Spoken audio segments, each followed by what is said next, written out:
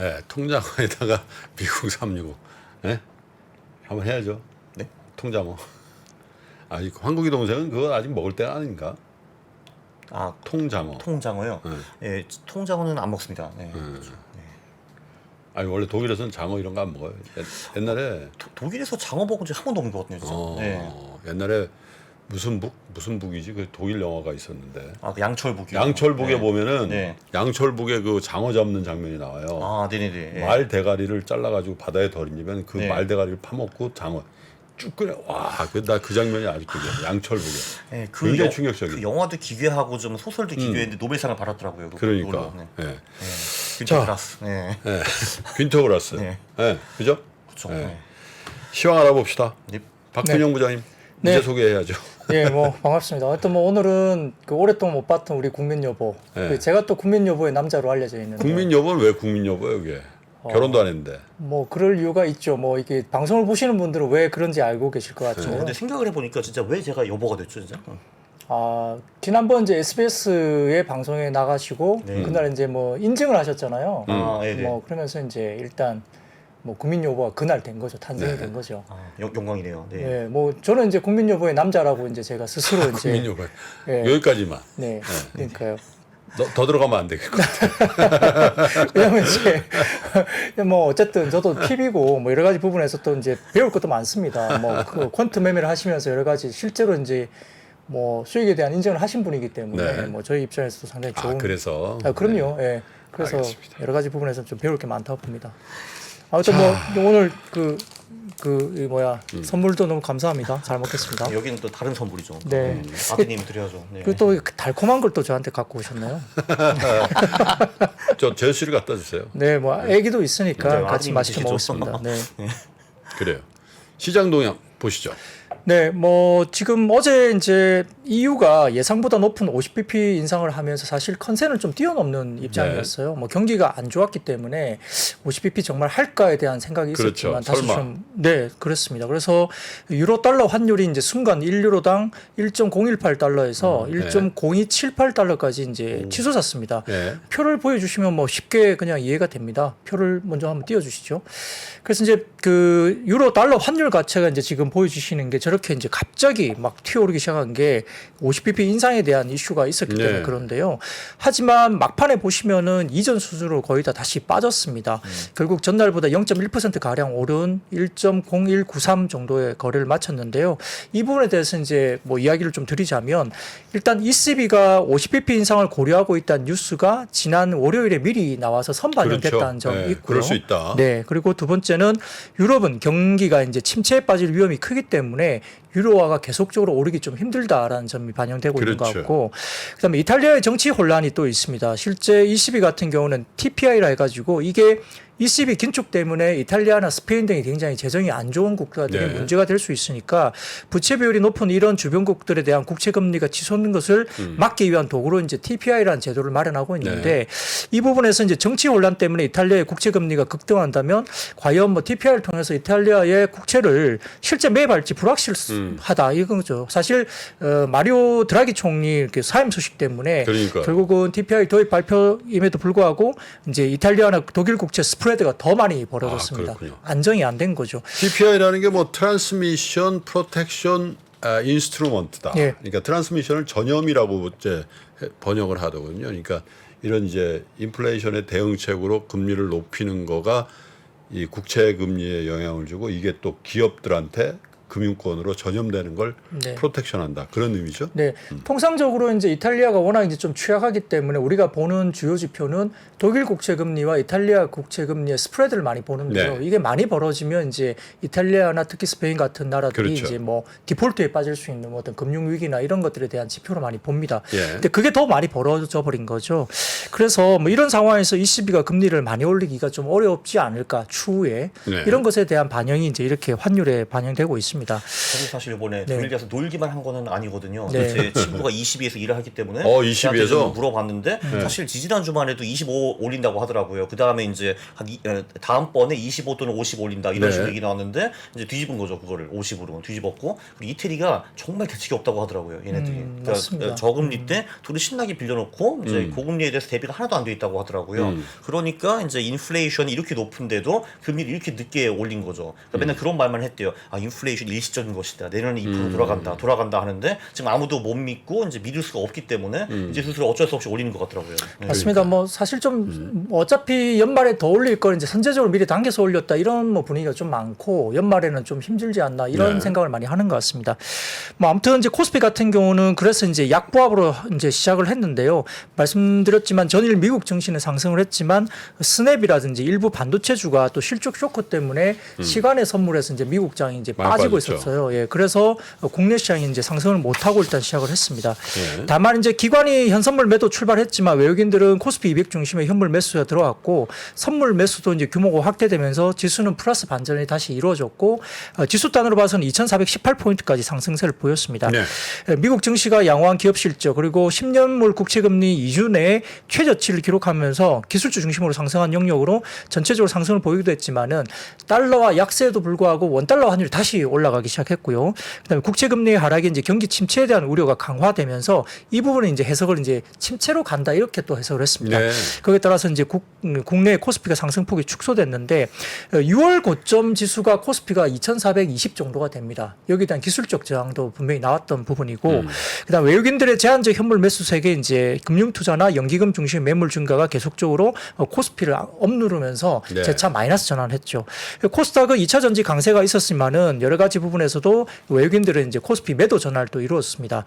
그래서 뭐 여전한 수급 공백이 이어지면서 오들면서 외국인들의 제한적인 매수 그리고 그나마 삼성전자는 그래도 좀 사는 모습이 보였는데 역시 이제 코스피 200 몇 개 종목만 이렇게 좀 집중하는 모습이었고요. 그나마 이제 그게 위안거리였습니다. 다만 금융 투자를 중심으로 대부분의 기관들이 매도 네. 우위가 지속됐고 2시를 지나면서 이제 기관과 외국인 선물이 동시 매도세로 진행되면서 그렇군요. 코스피가 이제 2,400을 하회하는 모습을 보였습니다.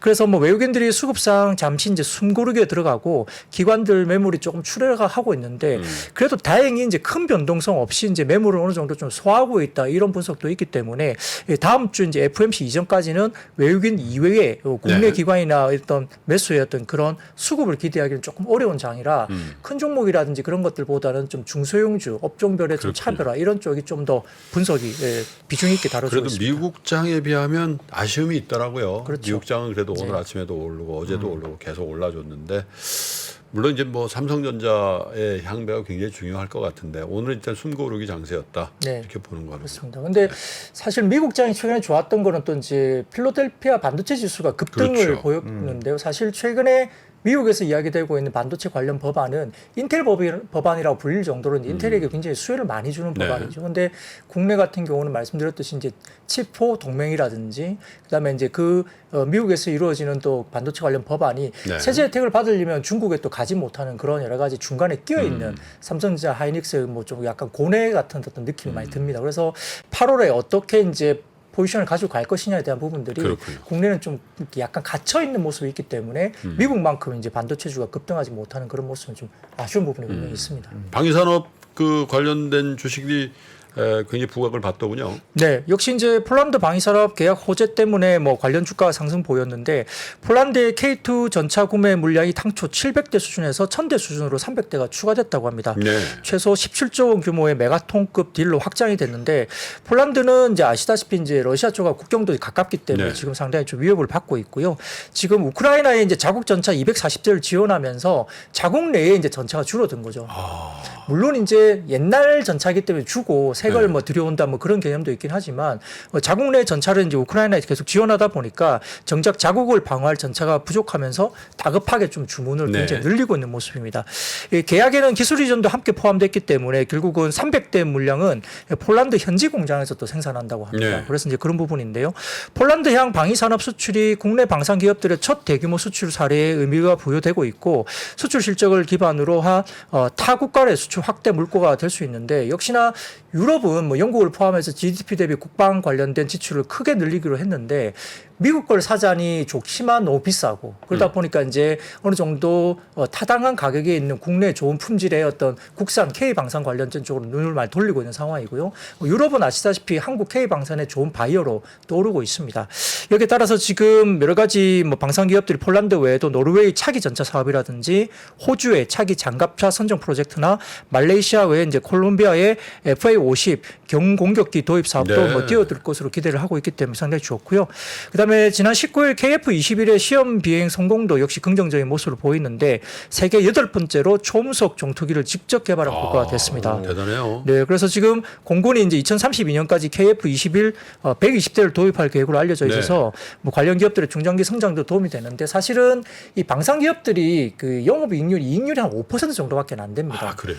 예, 근데 최근에 이제 유럽 쪽에 이제 이 그 매출을 하면서 이익률이 더블로 이제 10%대로 막 올라오고 그게 아마 있고. 규모의 경제가 달성된다. 네, 그럴 이런 수도 거겠죠? 있고 지금 이제 급하니까 이제 또 비싸게 사가는 그런 것도 있습니다. 그렇기 때문에 뭐 그 외에도 뭐 오늘 현대 로템이나 뭐 LIG 렉스원, 뭐 한화 에어로스페이스 등등, 카이 등등 이제 주가가 좋았는데 그렇군요. 이익률이 이제 올라온다는 점, 매출 볼륨뿐만 아니라 이익률이 이제 뛴다는 점도 상당히 주가에는 호재로 작용하고 있는 모습입니다. 우리나라가 그죠?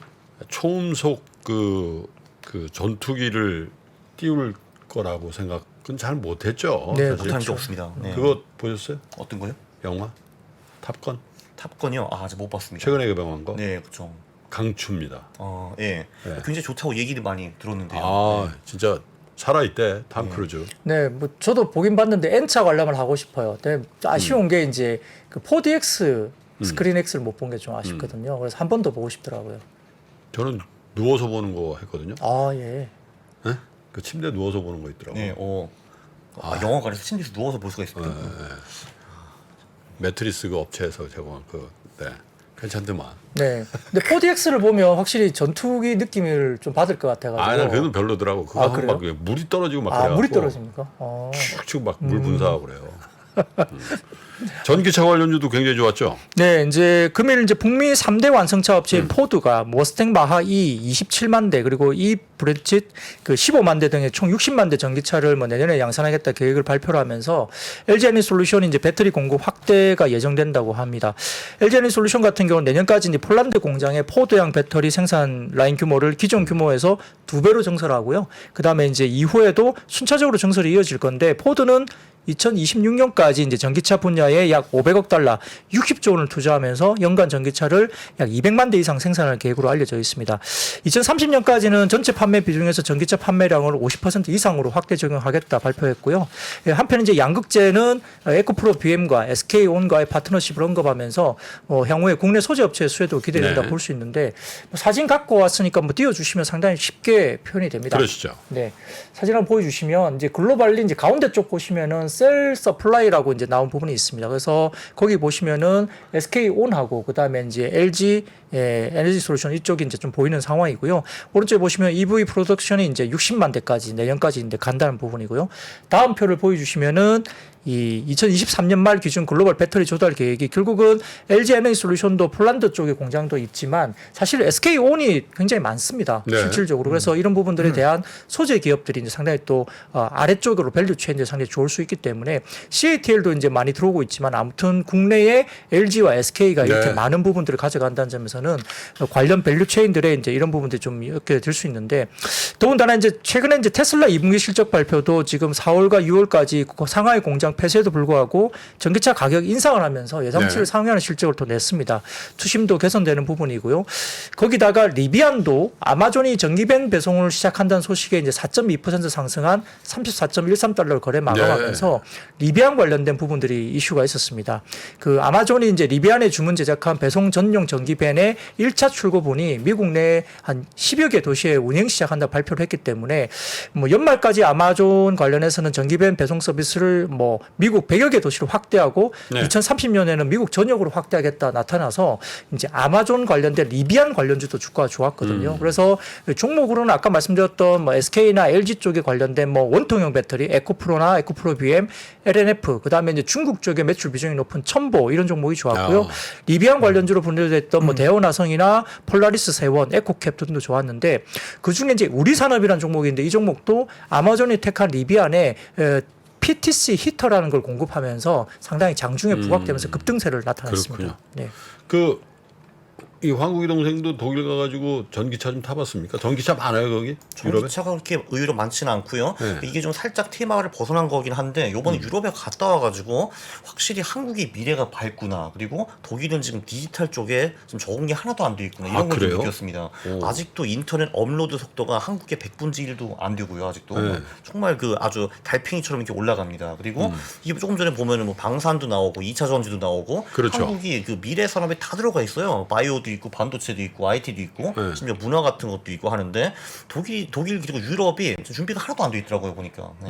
그래서 결론 한국의 미래는 밝다. 국뽕 이렇게 꼭 한번 해보고 싶었습니다. 네.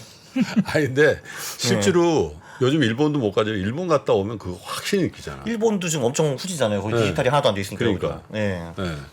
그래서 국뽕이 아니라 실제로 한국의 위상에 대해서 네. 우리가 너무 자국민으로서 너무 폄훼하고 있는. 가만히 생각해 보면 반도체 1등이죠. 네.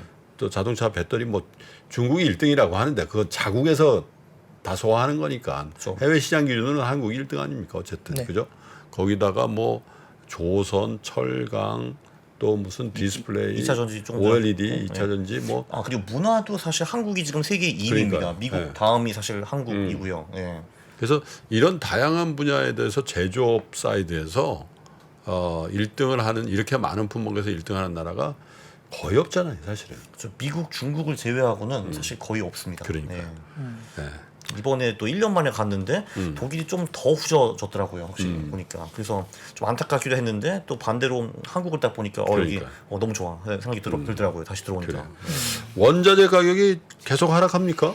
네, 뭐 7월 페드에서 뭐 75bp 네. 기준금리 인상할 것으로 전망되고 있는 가운데 뭐 어쨌든 경기 위축에 따른 뭐 수요 둔화가 사실은 거기에 중심에 자리 잡고 있습니다. 네. 뭐 중국의 코로나 재확산 때문에 수요 위축 우려도 여전히 있고요. 메이저 광산업체인 그 BHP라든지 그다음에 리오 탄토 같은 경우는 틴토 같은 경우는 비용 상승이나 뭐 수요 감소 때문에 부정적인 원자재 시황을 경고를 이미 했습니다. 예. 대표적인 구리 업체인 이제 프리포트 맥모란 같은 경우는 2분기 매출과 EPS가 예상을 하회하는 모습도 최근에 보이고 있는 상황인데 거기다가 이제 흑해양로로 우크라이나 곡물을 수출하기 위한 사자 그러니까 우크라이나와 러시아, 튀르키예는 터키죠. 그리고 UN 협상이 타결될 걸로 보입니다. 내일 22일 합의문에 서명할 것으로 보고 있는 상황이기 때문에 결국은 전쟁으로 인해서 오데사 항구에 약 2천만 톤의 곡물이 묶여 있는 부분들을 일단 뭐 풀어내는 걸로 볼 수 있는데요. 우크라이나는 매년 이제 4억 명 분량의 식량을 생산하는데 글로벌 해바라기씨 기름의 42% 그리고 옥수수의 16%, 밀 9%를 생산한다고 아이고. 합니다. 전날 옥수수 선물 가격이 마이너스 3.29% 그리고 팜유 선물 가격이 마이너스 4.73% 그러니까 전쟁 나기 전보다 가격이 더 많이 떨어진 일부 곡물도 있습니다. 그렇기 때문에 사실은 음식료 부분에서는 약간 이제 시차가 있어서 아마 3분기 정도까지는 수입 물량이 조금 비쌀 수 있는데요. 4분기 이후부터는 이제 수입 물량 가격이 상당히 많이 떨어질 가능성이 있어요. 그래서 음식료 업종들이 하반기에 진짜 가격을 다시 올릴까에 대한 부분들은 약간 논란이 있을 수 있습니다. 왜냐하면 곡물이 이렇게 떨어지고 그렇죠. 있기 때문에 추가적으로 가격을 더 올릴 수 있을까? 근데 올린 거를 다시 내리지는 않죠. 그렇죠. 예, 그렇습니다. 예. 그런데 이제 말씀드렸듯이 수출 단가는 3분기 정도까지는 좀 더 비싸게 들어올 거예요. 왜냐하면 그게 시차가 있다고 하더라고요. 그러니까 실시간 현재 곡물 가격하고 수입 단가는 좀 다르다고 하니까 3분기까지는 조금 비싸게 들어올 거고 그 다음은 많이 빠질 겁니다. 근데 상반기 가격을 많이 올려놨기 때문에 음식료 네. 업종은 올해 하반기부터 내년 정도에는 이제 스프레드가 벌어지니까 네. 실적이 괜찮을 거다 이야기 되는 겁니다. 거기다가 지금 미국의 가솔린 재고도 지난주 350만 배럴 증가가 되면서 예. 컨센서스 7.1만 배럴 증가를 초과를 했기 때문에 네. 지금 유가도 좀 빠지는 부분이고요. 미국의 가솔린 공급은 850만 배럴로 이제 약간의 감소세를 보이고 있지만은 최근에 유가가 높아지면서 소비자 심리도 위축되고 있고 드라이빙 시즌이 되고 있지만 지금 수요가 굉장히 또 위축되고 있다고 합니다. 그렇죠. 그래서 지금 이런 부분들이 상당히 조금은 가격을 내리고 있는 모습인데 네. 더군다나 이제 리비아 같은 경우가 이제 최근에 불가항력을 선언하면서 유전 지역 관련된 생산을 못하겠다 이렇게 이야기가 나왔던 모양인데 이 부분에 대한 원유 생산을 재개하면서 한 10일 정도 내에 일평균 120만 배럴 원유를 생산을 회복할 수 있다 이렇게 추정되고 있기 때문에 네. 국제유가도 95달러 뭐 전후로 상당히 많이 빠지고 있는 모습입니다. 그래서 이 원자재 관련된 종목들 그러니까 원유 관련된 SOL이나 SK이노베이션을 포함해서 뭐 K스피드라든지 한일사료, 한타 탑, 사조동화원, 고려사립 이런 종목들이 오늘은 좀 좋지 못했던 하루였습니다. 네. 근데 그러면 지금 6월에 미국 인플레가 9.1% 찍었었잖아요. 그럼 그게 이제 그 원유가라든지 이런 그 사료 그 곡물 이런 게 내려가면은 뭐 7월부터 반영이 될 수 있을까요? 아니면 좀 그래도 3분기 후로 가야 된다고 보세요?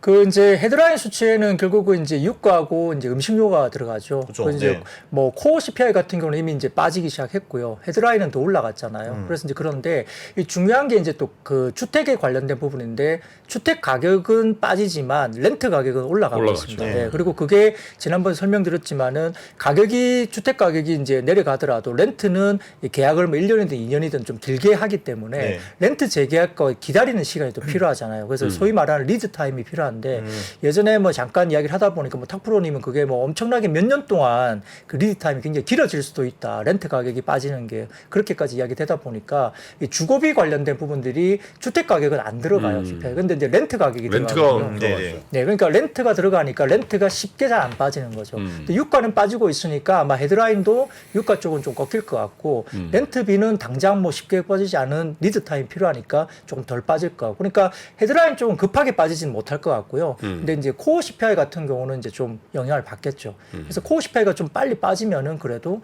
방향성으로 봐서는 지난번 발표가 아마 좀 피크아웃을 하는 정도로 갈 수 있다 이런 이야기는 좀 되고 있는 것 같습니다. 대폭적으로 뭐 예를 들면 8%대 초반이나 7%대 이렇게는 안 될 거다. 한 번에는 안 될 것 같고요. 뭐 4분기까지 가야겠네요. 그죠? 네, 그렇죠. 그때까지는. 헤드라인 쪽은 뭐 8% 중반 정도, 뭐 이 정도 가도 잘 빠진 것 같고요. 근데 이제 코어 CPI는 좀 더 기울기가 좀 가파르게 좀 빠질 수 있는 가능성이 있습니다. 우크라이나 뭐 전쟁이 한창인데 사실 약간 소강 상태인 것 같기도 해요. 이게 전세는 뭐 러시아 네. 쪽으로 기울어지는 것 같긴 네, 한데 네, 네. 그러다 보니까 뭐 이 어쨌든 전쟁이 종결되면 우크라이나 재건에 관련된 주식 네. 그런 것들도 좀 주목을 받을 거다. 맞습니다. 이런 전망이 나왔죠. 사실 뭐 월가에서는 미국에서 군수물자만 안 대주면 바로 그냥 전쟁은 끝나는 거 아니냐 뭐 이렇게까지 이야기할 정도로 근데 하이마스 같은 거 더 주더라고요. 보니까. 네네. 그러니까 이제 그런 이야기가 나오는데 뭐 그게 또 쉽지만 않은 모양이에요. 예. 이게 지난번에 말씀 뭐 그 강 작가님도 그때 이제 우리 독일 그때 연결하셨을 때, 유럽 특파원에서 그때 예. 말씀하셨지만 이게 네. 이제 우크라이나를 지키는 게 아니라 민주주의를 지키는 어떤 이념적인 전쟁이다 이런 말씀을 주셨는데 그게 저희가 사실 생각도 별로 못했던 내용들이거든요. 그러니까 사실 이 나토라는 게 백그라운드가 원래 러시아와 소련 공산주의를 막기 위해서 만든 거잖아요, 사실. 그래서 얘네들은 공산주의랑 싸우는데 익숙해진 나라죠. 그러니까 30년 쉬었다가 다시 시작한다고 보시면 될 것 같아요. 이제. 네.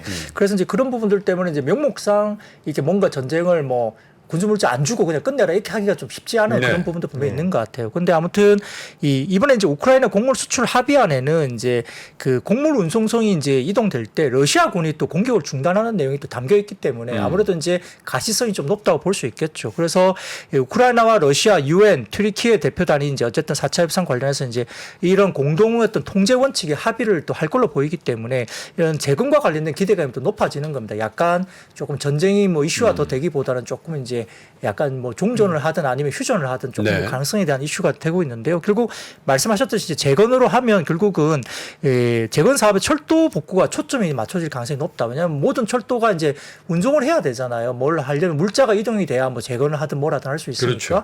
그런 부분들 때문에 뭐 아무래도 이제 철도 시설 복구에 대한 초점이 좀 강화되면서 재건 관련하면 철도가 좀 부각이 많이 되는 것 같고요. 그래서 그 옵티시스나 메디콕스, 뭐 데아티아이, 우리기술, 대호 AL, 푸른 기술 등 철도 관련된 주식들이 주가가 좀 네. 움직였고요. 그 외에도 뭐 도화 엔지니어링이나 삼부토건, 뭐 현대 에버다임 이런 KH건설 이런 거 같은 우크라이나 재건 관련된 건설 그렇군요. 관련된 쪽도 주가가 일단 상승세를 보였습니다. 한국 기업이 실제로 우크라이나에 가가지고 재건에 참여할 가능성이 있나요? 어떻게 보세요? 정부가 사실 지금 이제 지원도 하고 있고 또 우크라이나 쪽에서도 재건과 관련된 참여를 요청을 실제 했습니다. 한국 쪽이요. 예, 그렇기 때문에 이제 어떤 업체가 갈지에 대한 부분은 아직은 뭐 정확하게 나온 리스트가 없는 상황이긴 하지만 재건 쪽에 참여를 할 걸로 보이기는 합니다. 그렇기 때문에 기대감 때문에 주가가 먼저 선반영되고 있는데요. 제가 아까 말씀드렸던 종목들이 실제 정말 영향을 있을지는 별개의 그렇죠. 문제긴 합니다. 다는 아니겠죠. 뭐 이 사실. 중에 누구는 가겠죠, 그러면. 네. 누구는 갈 수 있고 전혀 못 갈 수도 있죠. 뭐 대기업이 나가게 되면 못 갈 그렇죠, 수도 있는 그렇죠. 거고요. 예, 모르겠습니다. 아직. 아니 유럽 그렇게 더웠어요 이번에? 네, 그 독일에서 제가 38도더라고요. 38도. 문제는 독일이 에어컨이 있는 집이 별로 없습니다. 없죠. 네. 저희 호텔은 다행히도 있었고요. 네. 근데 좀 밖에 나가고 정말 덥더라고요. 그래서 인천공항에 딱 도착했는데 정말 시원하다 느껴지더라고요. 아하. 제가 오후 1시 반에 들어왔는데 정말 시원하더라고요. 그럼 이게 폭염이 계속되면서 네. 이 여름에 관련된 또 주식. 네, 맞습니다. 사실 이제 유럽은 그렇게 많이 더운 그 지역이 아니라고 저도 알고 있고 그렇기 때문에 뭐 40도 넘는 폭염이 정말 얼마만에 있는지는 모르겠습니다. 아마 실제로 겪어보셨겠지만 이번에 굉장히 더우셨다고 이제 말씀하셨는데요. 네. 지금 이제 뭐 스페인, 포르투갈, 유럽 쪽에서 기록적인 폭염이 또 이루어지고 있고 뭐 한국도 꽤 덥습니다. 그래서 포르투갈에서 지난 7일에서 18일 사이에 폭염 관련 사망자가 1,000명 이상 기록됐다고 하니까 네. 이게 어우, 더워서 뭐야, 더워서 1,000명이 죽어요? 예, 그런 보도가 유럽에서? 지금 이게 나왔고요. 스페인에서도 500명 이상이 이제 숨진 것으로 전해지고 어. 있는 상황이라 저도 깜짝 놀랐습니다. 그래서 남유럽뿐만 아니라 영국과 프랑스 등에서도 사상 최고 기온 기록을 경신할 것으로 전해지고 있어서 유럽에서 이제 에어컨 판매량이 좀 올라갈 수 있다 이렇게 보도가 계속 나오고 있는데 워낙 에어컨 보유 비율이 낮습니다. 네, 지금 보면은 영국 정부는 이제 자국 가정에 영국 같은 경우는 5% 미만 이 이제 에어컨을 갖고 있다 해요. 영국에는 5% 정도밖에는 영국은요 사실은 예. 7월 중순에서 8월 초 그때 잠깐 넣고 네네. 그냥 사실 5, 6월 달하고 9월 달은 지상 최고의 날씨예요. 네. 그렇게 덥지도 않고 비도 안 오고. 네. 네. 그러니까 에어컨이 거의 뭐 설치가 안 돼 있겠죠. 그러니까 독일 가정집에서 에어컨을 본 적이 없어요. 네, 한 그렇죠. 번도. 네. 그래서 저도 한번 찾아보니까 프랑스도 5% 미만밖에 없고요. 독일은 3%도 안 된다고 해요. 에어컨 갖고 있는 그 집이. 근데 이제 지금 이런 부분 때문에 그런데 너무 덥다 보니까 지금 영국의 소매업체 세인즈버리라는 회사가 있는데 여기 발표를 했는데요. 영국의 이동식 에어컨 판매량이 최근 일주일 사이에 2,420%나 증가했다. 이게 워낙 없다 보니까 그러니까. 이게 2,400%라는 게 뭐 증가했는데 세인즈버리 참 추억의 예, 세인즈버리죠. 거기에서 발표를 이렇게 했습니다. 그러니까 최근에 이동식 에어컨이 많이 팔리고 있다는 거죠. 너무 더우니까요. 그렇기 때문에 아마 국제에너지기구 같은 경우에는 유럽연합 EU 내의 에어컨 수량이 2019년도에는 1억 1천만 대 정도 수준했다고 합니다. EU 네. 전체적으로. 근데 2050년까지 2억 7,500만 대로 2배 이상 증가할 것으로 최근에 발표를 했기 때문에 여기에 따라서 이제 여름 관련된 주, 그러니까 네. 소위 말하는 태경케미칼이나 위니아, 파세코 이런 여름 테마가 상승했는데 뭐 태경케미칼 같은 경우는 우리가 이제 드라이 아이스 많이 쓰잖아요. 네. 그러니까 이제 한국도 더우면 이제 드라이 아이스 수요가 많기 때문에 그런 관련해서 좀 연관해서 주가들이 좀 올랐다 보시면 되겠습니다. 아니 그 제가 지난번에 표현했잖아요. 일주일 전에. 그게 네. 이제 프랑크푸르트가 아니라 드레스덴이라는 곳에서 했는데 드레스덴. 거기는 추웠습니다. 밤에 이제 술집에 앉아 있는데 너무 추운 거예요. 덜덜 떨고 이제 술을 마셨는데 그래서 이제 글로벌 워밍이 더 필요하다라고 생각을 했어요. 근데 프랑크푸르트를 딱 가니까 38도가 되어 있는 거예요. 그래서 취소. 글로벌 워밍 필요 없다. 느끼게 되었습니다. 프랑크푸르트가 드레스덴에 비해서 남쪽이죠. 조금 남쪽인데요. 그게 뭐 엄청난 큰 차이는 아니니까요, 사실. 근데 진짜 뭐 온도 차이가 거의 뭐 15도, 20도 나가지고 그렇죠. 좀 놀랐습니다 그때. 근데 뭐 지금 얼굴 뵈니까 뭐 엄청 타셔가지고 지금 새카맣게 아, 오셨는데. 이거는 이제 스페인에서 태운 거죠. 네. 그렇죠. 예. 그러니까 스페인도 아까 뭐 폭염 때문에 500명 이상 최근에 숨졌다고 하니까. 요즘 근데 젊은 분들도 그렇고 유럽에서 리스본이 이렇게 뜬다는 거예요. 리스본은 네? 원래 굉장히 포르투갈. 좋습니다. 네. 네? 리스본, 포르토 좋습니다. 그러니까. 그리고 안전하다네. 아, 유럽은 뭐 치안은 대체적으로 다 괜찮은 편이죠, 그래도. 리스본이 되게 뜬다 그러죠. 저도 90년대 중반에 한 달 보름 정도 유럽을 이제 배낭여행을 메고 이렇게 갔다 왔는데 한 달 보름 갔다 왔거든요. 그 되게 괜찮더라고요. 뭐 치안이 리스본도? 예, 다 갔다 왔어요. 저는 다 못 갔다 가봤는데 왔고요. 리스본 저도 한번 가봤는데요. 가보고 북유럽 빼고는 전 거의 다 한 달 보름 동안 갔다 왔습니다. 가보고 싶네. 예, 다시 한번 저도 가보고 싶습니다. 시간이 없죠 이제는. 뭐. 내려가야겠다, 내려. 예, 예. 예. 자동차 얘기 좀 하죠. 네, 뭐 오늘도 역시 이제 어제 현대차가 실적이 굉장히 좋았고요. 3조 가까운 영업이익이 나왔는데 어제는 뭐 세론 뉴스 분위기가 되면서 이제 올라가다가 막판에 이제 다 좀 물량이 나왔습니다. 오늘은 현대차가 그래도 조금 올라간 하루였고요. 뭐 많이는 아닙니다만 오늘 올랐고 기아도 오늘 역시나 이제 세론 뉴스 비슷하게 이제 또 장중에 실적 나오니까 또 빠지더라고요. 약간 빠졌는데. 우리나라는 좋은 실적 내면 빠집니까? 네, 근데 좀 아쉽습니다. 뭐. 선발은 됐군요, 또 이거. 네, 그래서 이제 뭐 이 정도 나오면 중소형주 같으면 이렇게 역사적 최대 실적 나오면 중소형주 같으면 굉장히 급등을 할 텐데. 그렇지. 최소한 10% 올라야지. 네, 근데 이게 대형주라서 그런 건지 아니면 자동차에 대한 신뢰가 없거나 아니면은 기존에 이제 소위 말하면 이제 약간 물려 있는 물량들이 워낙 많이 이제 위쪽에 많이 있다고 볼 수도 있고요. 아니 누가 그러더라고 아침에 현대차 얘기했더니 차상 최대 실적 나왔는데 빠져버려? 아니 안 올랐어? 그래서 왜 그랬대? 실적 피크아웃이라는 거예요. 그래서 내가 아니 뭘 올랐어야지 픽아웃을 하지. 아, 이번 분기가 최고고 다음 분기부터는 쭉쭉 떨어진다는 거군요. 몰라요. 뭐 그럴 수도 있죠. 왜냐하면 이제 이번에 환율 효과도 있었고요. 네. 그다음에 이제 가수요 관련된 노이즈가 있잖아요. 왜냐하면 지금은 워낙 이제 그 실제로 받는 날짜가 너무 늦게 들어오니까 수요를 대기를 해놨는데 금리 올라가니까 뭐 여러 가지 뭐 내가 이자 비용도 많이 드니까 아예 뭐 그냥 안 사고 포기할래 네. 이런 사람도 있을 수 있고 또 이제 여러 가지 그냥 사겠다고 올려놨지만 사실 그게 약간 거품의 가수요가 있을 수 있다. 이게 좀 빠지면 환율 효과도 빠질 수 있고 이러니까 이제 2분기 피크, 뭐 3분기 이후에는 진짜 확인해야 된다. 이런 뭐 의미가 될 수 있죠. 그래서 밸류에이션이 싸지만은 이제 그런 우려가 사실 있다고는 봅니다. 아무튼 뭐 기아 같은 경우도 올해 같은 경우에 영업이익이 2조 2,340억 대박이죠. 정도 나왔으니까요. 뭐 엄청나게 나왔습니다. 기아가 2조요, 그도? 네. 최초죠. 2조 이상 나온 대박입니다. 거예요. 저는 네. 진짜 상상을 못하는데. 연 10조를 벌 수 있다는 거네요. 이제. 네, 그러니까 뭐 정말 많이 버는 거죠. 그렇죠. 뭐 그렇죠. 이렇게 뭐 반도체 칩도 공급 안 된다 네. 말도 많았지만 이렇게 많이 버는데요. 쉽게 생각하면 표를 보시면 그냥 쉽게 표현됩니다. 첫 네. 번째 표 보여주시면 그 매출액 같은 경우는 지금 19.3%나 늘었고요. 그 다음에 영업이익은 50%. 지금 50% 이상 늘었습니다. 뭐 엄청나게 많이 늘었죠. 두 자릿수 영업이익률이니까 엄청나게 올라왔는데 네. 어제가 현대차가 한 8%대 정도 영업이익률을 냈거든요. 네. 보통 한 2에서 3%뭐 이렇게 영업이익 내다가 많이 올라온 거죠. 그러니까 10% 가까이 올라왔는데 지금 기아는 이제 두 자리 숫자 영업이익률을 낸 겁니다. 왜 이렇게 폭발적으로 늘었대요, 저렇게? 일단 뭐 분위기상으로는 이제 그 인센티브가 워낙 많이 빠지고 있죠. 빠지고. 예, 빠지고 있고 가격은 좀 비싼 물량들을 그러니까 예를 들어서 SUV하고 전기차. 그렇죠. 비싼 물량들을 이제 많이 밀어내면서 아무래도 이제 우리가 현대차 같은 경우도 엘란트라나 소나타 같은 거 물량 줄이고 제네시스 중심으로 공급을 하니까 반도체가 그렇죠. 좀 적어도 비싼 걸 내니까 이제 그 스프레드가 벌어지는 거고요. 뭐 그런 부분이 기아도 분명히 있었습니다. 그래서 다음 표 보여주시면 네. 글로벌 도매 판매는 전년비 3% 정도 빠지긴 했습니다만 한국이나 중국, 러시아 역시나 빠졌습니다. 근데 북미나 유럽, 인도, 뭐 아시아, 중동 이쪽이 이제 중남미 이쪽이 굉장히 많이 늘었는데 특히 인도가 46%나 늘었고요. 그 다음에 중남미가 41% 늘고 뭐 아시아, 중동 국가도 10% 이상 늘면서 상당히 선전을 했습니다. 그러니까 진짜 다변화돼 있네요, 그죠? 그렇죠. 뭐 중국은 어쩔 수 없이 현대기아가 굉장히 힘든 국가인 건 맞는데요. 뭐 아까 말씀드렸던 뭐 러시아나 이쪽은 뭐 전쟁 때문에 그렇다고 어쩔 수 없는 치고 거고, 저건.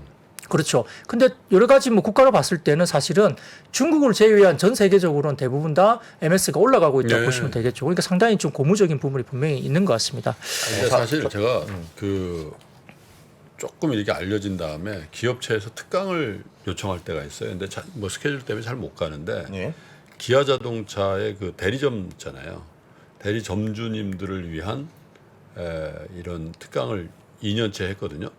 근데 그걸 준비하는 직원들이 있잖아요. 그러니까 뭐 제 생각이긴 한데, 야 혀를 찰 정도로 아주 액티브하고 철저하고, 야 그래서 형만한 아우 없다.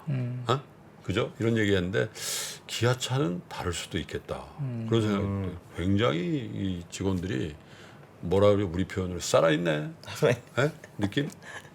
기아차 실적이 보여주잖아요. 네, 그렇죠. 뭐 사실은 뭐 현대도 워낙 신차 효과는 현대가 좀 더 많을 수도 있는데요. 근데 기아도 굉장히 잘 하고 있는 상황입니다. 보통 영업이익률 이런 게 기아가 현대보다 더 높나요? 보통? 어떤가요? 글쎄요, 뭐 일률적으로 말하기는 좀 힘든데요. 지금 이번에 2분기 실적만 보면 이익률은 기아가 월등하게 더 높게 어메이징한 나왔죠. 거죠, 이 8대 10이죠, 정도면. 그죠? 네, 그렇죠. 그러니까 뭐 상당히 높게 나왔고요. 그래서 이제 다음 표 하나 더 보여주시면 뭐 쉽게 표로 보입니다.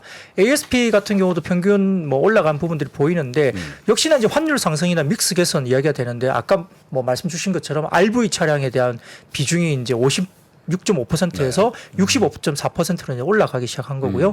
그다음에 연결 기준 ASP도 뭐 전체적으로 19%나 전년비해서 많이 올랐습니다. 그래서 전체적으로 보면은 뭐 영업이익 증가를 보면 더욱 명확해지는데 2분기 증가분 중에 이제 원자재가 뭐 마이너스 1,950억, 그다음에 기타 비용 증가가 2,810억 정도 부정적이었지만 가격 인상에 의해서 2,880억이 네. 플러스 됐고 인센티브 절감이 5,270억 플러스, 환율 상승이 5,090억 등이 플러스를 결정타네요. 기록하면서 환율 상승 5,000. 그렇죠. 그러네요. 예. 그래서 가격 효과가 무려 1조 3,300억 정도가 가격 효과로 나왔다니까 그런 겁니다. 근데 이제 생각하기로는 결국은 이제 우리가 생각할 때 환율 상승 효과가 또 만만하지 않은 어떤 숫자가 보여지고 있기 때문에 우리가 이제 환율이 과연 이대로 이제 그대로 갈 것인가에 대한 부분도 사실은 좀 우려는 사실 되는 거죠. 걱정은 좀 되는 겁니다. 아, 그러니까 정말 그 피크아웃 얘기가 나올 수도 있겠네요. 3분기에 환율이 다시 떨어지면은 그렇죠. 이 플러스 5천억이 이제 마이너스 3천억 5천억 될 수도 있는 거니까요. 뭐 그 부분이 이제 좀 우려스러운 거는 분명히 있고요. 근데 지금 3분기가 지금 벌써 7월 20일 넘어갔잖아요. 그렇죠. 예. 근데 평균 환율로 따져서 그렇게 많이 빠질 것 같지 않은데 왜냐하면 그렇죠. 예, 예. 2분기도 보십시다. 4, 5, 6인데 사실 6월 달에 피크지. 그죠? 네, 네. 그러니까 4, 5월 달은 그렇게까지 환율이 좋지 않았거든. 아니, 네. 좋다는 표현은 그렇고 그렇게 튀지 않았거든요. 네, 맞습니다. 예. 그러면 여기서 급전직할 거냐 이거예요. 환율이. 그것도 좀 애매하죠. 네. 환율도 그렇고요. 그리고 역사적으로 지금 인센티브가 역사적으로 굉장히 낮기 때문에 이제 그 할인율이 없어지는 분위기로 가고 있고 더군다나 이제 글로벌 자동차 재고가 39일 정도 됩니다. 전 세계적으로 39일 정도 재고를 갖고 있는데 현대가 한 7일 정도 재고고 기아가 13일 정도 재고밖에 없습니다. 그렇게 빨라요? 그러니까 이제 그만큼 물량이 없이 잘 팔리고 네, 있다는 없어 못 판다 예, 이거죠. 그렇기 때문에 적어도 1년 정도는 우리가 우려하는 가수요 때문에 거품이 무너진다에 대한 부분들은 조금 아니다라고 이제 우리가 보고 있는데 그래도 사람들은 뭔가 확인하고 싶어 하니까 그렇죠. 2분기 실적 이후에 3분기까지 만약에 실적이 이 정도 나온다. 이익률도 유지가 되고 그러면 사람들이 좀 믿을 것 같아요. 그다음부터는. 그리고 MS가 보면 전기차만 놓고 보면 물론 이제 테슬라가 월등하지만 네. MS가 지금 거의 12% 가까이 육박을 하고 있거든요. 오. 그게 토요타를 뺏어내기는 좀 힘들지만 닛산이나 우리는 뭐 닛산이나 뭐 한국에서 별로 안 싸니까 그렇지만은 미국에서는 닛산이나 이런 쪽이 많이 탔죠.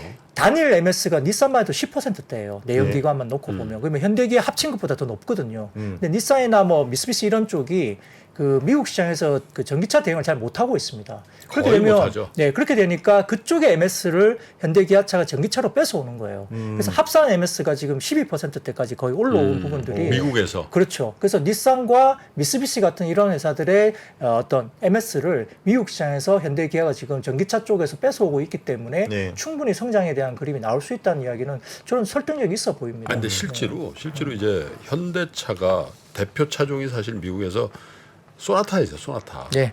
요즘 소나타가 좀 저거 하긴 한데 제가 처음에 미국 가니까 현대 소나타, 도요타 캠리 그리고 혼다 아코드 요 세 차종이 동급이거든요. 네. 그러면 경쟁을 하잖아요.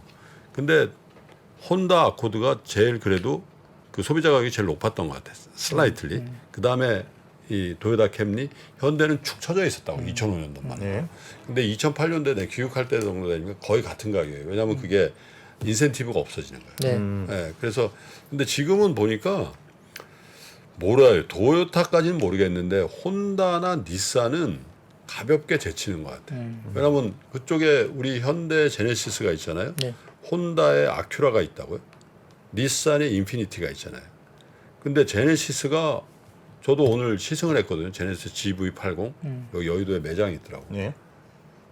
아 괜찮아요 차가. 네? 독일차보다도 인테리어 이 가성비라고 할까 떨어지지 않는 것 같더라고. 그러니까 현대차, 기아차의 경쟁력은 그냥 일시적인 것 같지는 않다. 그런 느낌이 좀 있어요. 그러니까 말씀 브랜드 가치만 좀 더 높이면 되겠군요. 그러니까 말씀 주셨듯이 옛날에는 싸게 파는 전략이 있었잖아요. 네. MS를 올리기 위한. 근데 이제는 좋은 차를 이제 제값을 받고 좋은 차 프리미엄급으로 성공을 하고 있기 때문에 제네시스 단독 모델로 가는 거잖아요, 지금. 그렇죠. 그러니까 현대를 안 붙이고 제네시스나 단독 브랜드로 간다는 게 지금 미국 시장에서도 그 브로커 하는 이쪽 사람들에게 먹혀들고 있고요. 단독 매장이 계속 생기고 있다는 것은 그쪽의 현지 유통 브로커들도 그걸 받아들이고 있다는 거거든요. 그러면 거기에 대한 어떤 브랜드 네이밍이나 포지션이 올라가고 있는 부분 때문에 경쟁력이 좀 더 강화되고 있다는 뭐 그런 걸로 좀 볼 수도 있는 거고요. 뭐 생활 속에 뭐 주식을 한다고 하면 제가 또 말씀드리지만 우리가 뭐 여러 가지 이제 그걸 할 수 있는데 자동차 신차 나오면 시승을 한번 해보신 것도 괜찮아요. 가가지고 시승 이렇게 예약하면은 시승을 할 수 있거든요. 그래서 차를 신차 나왔을 때 한번 타보고 아, 이 차가 어떤지 한번 느껴보는 것도 주식할 때 하나의 팁일 수도 있습니다. 현대 타시나요? 저는 태어나서 한 번도 현대차를 사본 적이 없습니다. 아니 뭡니까 이거? 네네. 아 저는 솔직히 지금 네. 저 아우디를 타고 있거든요. 네네. 네. 근데 지금 아우디를 이제 제가 못 타게 됐어요. 네. 왜요? 아니 잦은 사고를 냈더니 자차 보험을 안 해주는 거야. 아, 네. 아 근데 찝찝하잖아. 네. 아니 근데 뭐 큰 사고를 낸 건 아니야. 이렇게 사삭하면서 벽에 살짝 부닥치고 근데 잦으니까 네. 보험회사에 보험 거절이 나와. 아 진짜. 아침 방송에 내가 얘기했는데 네. 그래서 이제 이 차를 처분하고 새 차를 사야지 그래서 제네시스. 막 제네시스 GV80을 강추하더라고. 누가? 네네. 권순우가. 자 그거 뭔다 이거. 네. 좋다 이거예요. 시승을 해봤습니다. 시승을 해봤는데 근데 생각해보니까 진짜 제가 현대차를 안 타봤네요. 그러니까 마이카로는 현대차를 타본 적이 없어요. 그러니까 독일 3대 차봤고 저는 이제 현대는 제네시스 못 타봤네요. i40 이런 거 타봤네요. 그죠? 네. 그러니까 그게 이제 아직 성장의 룸이 남아 있다는 거예요. 저도 그렇죠. 아직 안 사봤고 작가님도 안 사봤으니까. 저는 차를 사본 적이 없습니다 아직은. 네. 그렇죠. 아 뭐 그러시. 차가 없어요? 예. 네, 저 없습니다. 네.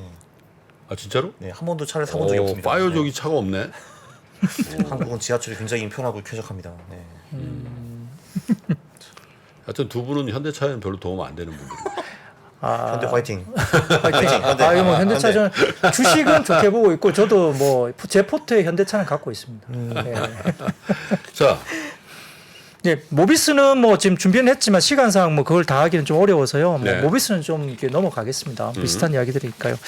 그다음에 이제 오늘 조금 이제 저희가 약간 화가 나는 뭐 이렇게 이벤트인데 이게 수상 관련된 주가 움직였습니다만 네. 이게 일본의 원자력 규제위원회가 후쿠시마 제1원자력 발전소에서 발생하는 오염수의 해양 방류 계획을 정식 인가한 것으로 알려지면서 이 뭐 관련된 게 되게 좀 화가 나가더라고요. 그래서 도쿄전력이 이제 원자력 규제위의 승인 절차 완료함에 따라 뭐 관할 지자체의 동의를 얻어서 오염수 방류를 위한 설비 공사에 본격적으로 착수하겠다 이렇게 밝혔습니다.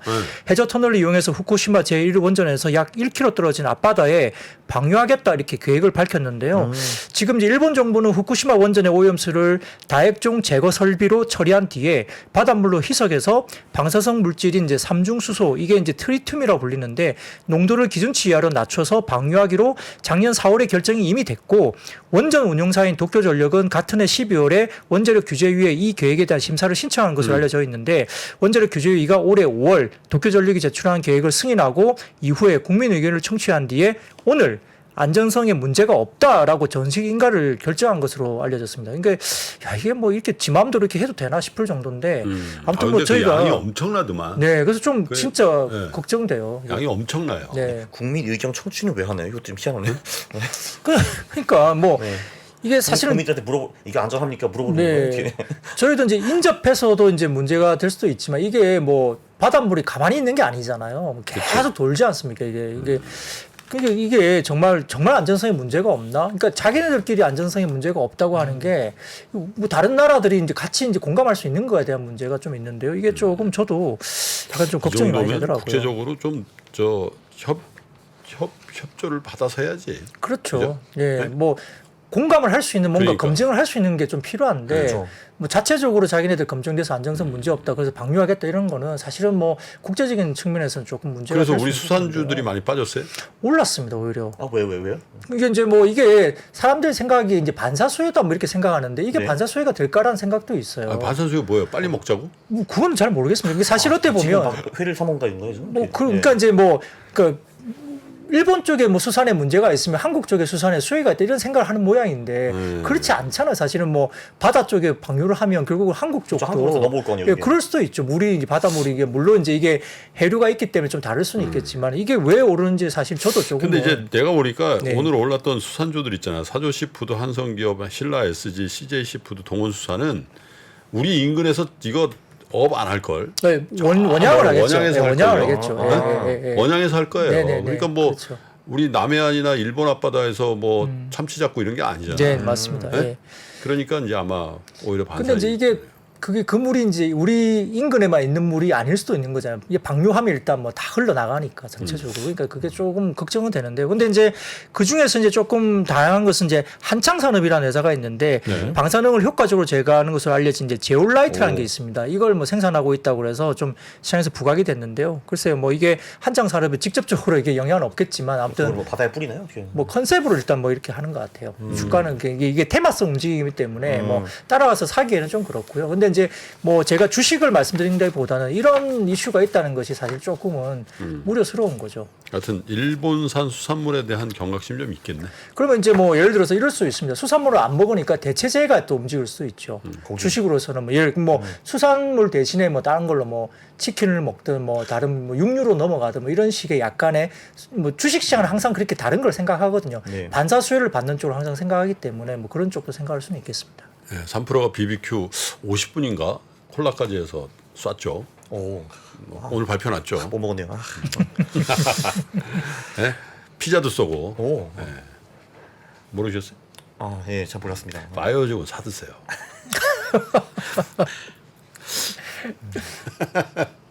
자, 마지막 뉴스요. 네, 뭐 원격 진료인데 역시 이제 이건 뭐 간단하게나마 뭐 결국은 이제 코로나 재화 확산세 때문에 뭐 돌고 도는 게 이제 원격 진료, 그 다음에 이제 온라인 교육 이런 것들이 이제 돌고 도는 이제 이야기거든요. 그래서 실제 지금 뭐 일부 뭐 전북 쪽인가요? 뭐 학교에서 이제 막 한 140-50명 정도 집단 이제 이렇게 확산이 되면서 이제 약간의 그런 것들이 있기 때문에 지금 이제 지금 여름 이제 방학철로 접어듭니다만 이제 원격 온라인 교육주 같은 게 또 튀었고요. 오늘 같은 경우 또 계속 이제 의료 관련된 확대 기대감이 있는데 아무튼 조금 더 확산세가 되면서 8월 달에 30만 명 가까이 간다고 하니까 좀 조심을 해야 될 것 같은데요. 다만 이제 어제도 제가 말씀드렸지만은 이게 과거에 이제 이 코로나 관련된 확산세 때문에 주가가 많이 급등했던 것이 지금은 안 그럴 수 있다고 네, 이야기를 계속적으로 경고를 하잖아요. 근데 그때 당시에는 이 코로나 관련된 이슈가 어떻게 될지 두려움이 되게 많았고 두 번째로는 그때는 풍부한 유동성이 있었다. 시장에 너무 많은 유동성이 있었기 때문에 테마성의 어떤 수급이 많이 몰렸다면 지금은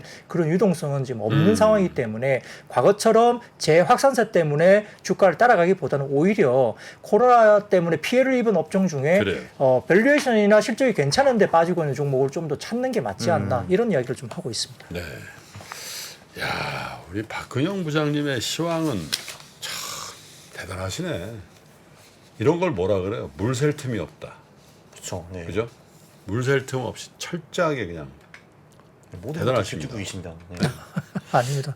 근데 뭐 이제 저희야 늘 이제 하루 종일 장을 보고 있잖아요. 그리고 이제 빠르게 이제 막 따라가야 되니까 뭐 그런 부분들은 그러니까. 열심히 이제 정리해서 이제 이 시간에 말씀드리는 거고요. 아니, 뭐 근데 다른 걸 들을 필요가 없어. 네.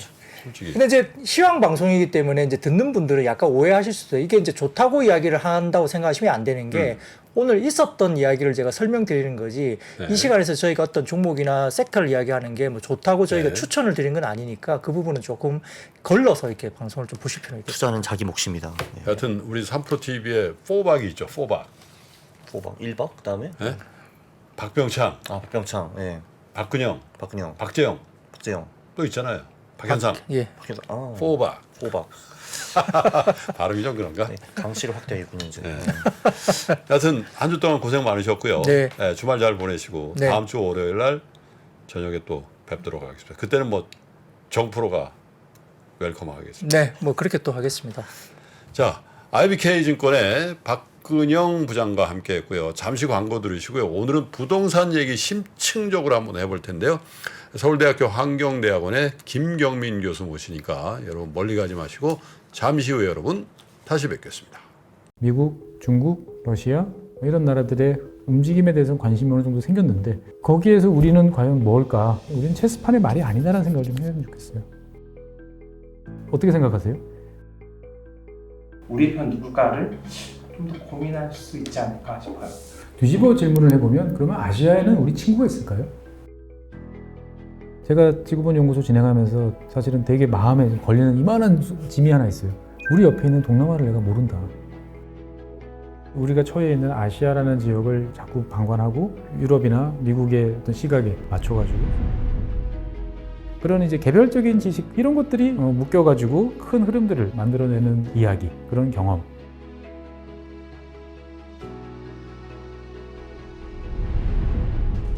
작고 잡다한 지식이라도 그것들을 절대 무시하지 말라. 나는 그건 되게 긍정적이고 그런 지식들을 연결해서 말 그대로 위즈덤이잖아요.